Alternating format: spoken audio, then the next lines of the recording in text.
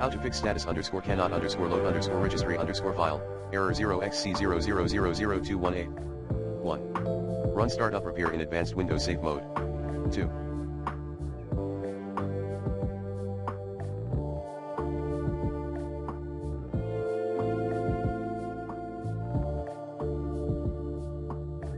Run system restore in advanced Windows safe mode. 3.